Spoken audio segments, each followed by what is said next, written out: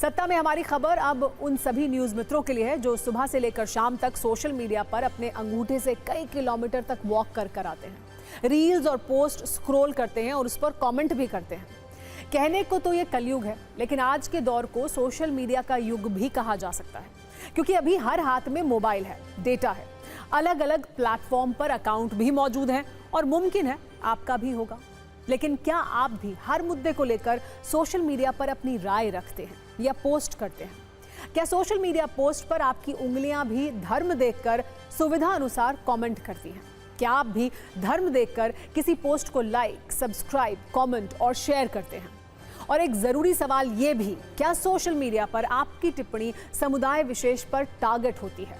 और इनमें से एक भी सवाल का जवाब हाँ है तो सोशल मीडिया के सारे बयान बहादुर थोड़ा संभल कर रहें, क्योंकि अब हम आपको जो बताने जा रहे हैं उससे सुनने के बाद आप चौंक जाएंगे और सोच में भी पड़ जाएंगे कि कब ये सोशल मीडिया आपके लिए नई मुश्किल बन जाएगा और आपको पता भी नहीं चलेगा।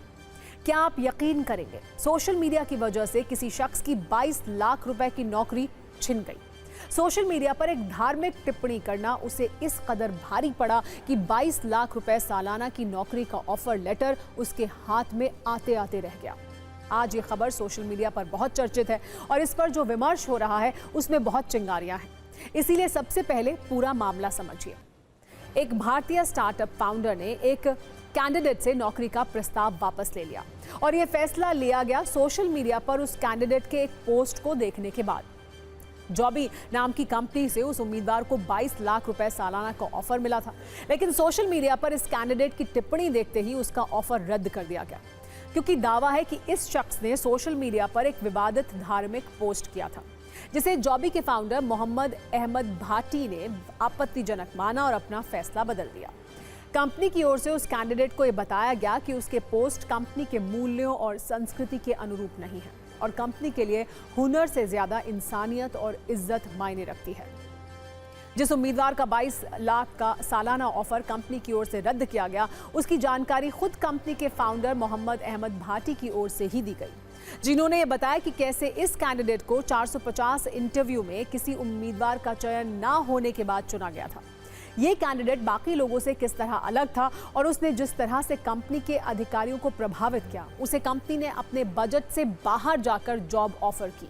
लेकिन जैसे ही इस उम्मीदवार का बैकग्राउंड चेक किया गया, बात बिगड़ गई और हाथ से 22 लाख रुपए की नौकरी भी फिसल गई। इसके बाद कंपनी ने इस कैंडिडेट को रिजेक्शन के बारे में जानकारी देने के लिए जो मेल भेजा, वो कुछ इस तरह था।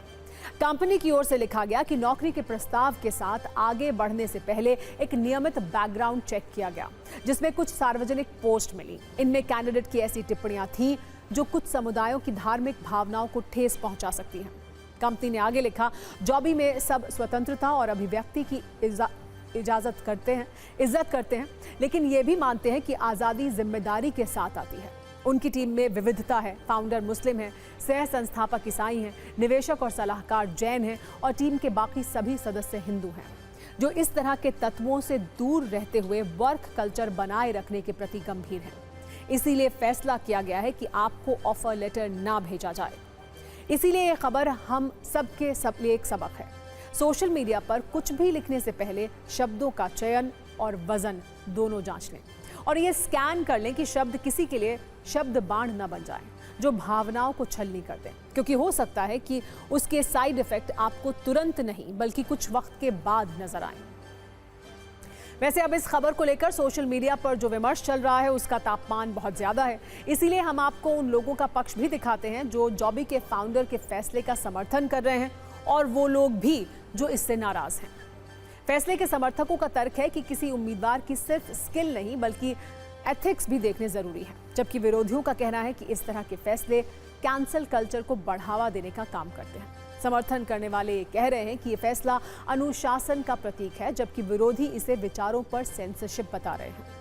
जो फैसले के समर्थक हैं उनका ये कहना है कि कंपनी की जीरो टॉलरेंस पॉलिसी एकदम सही है, लेकिन विरोधियों का तर्क ये है कि एक पोस्ट या कमेंट के आधार पर किसी की नौकरी छीनना गलत है। ऑफर लेटर रद्द करने को सही बता रहे लोग ये कह रहे हैं कि समय रहते रिजेक्ट करना सही कदम है, वरना इसका नुकसान कंपनी को आगे होता। जबकि इस फैसले का विरोध करने वालों का तर्क ये है कि एक गलत लीडर क्या करता है ये उसका प्रमाण है।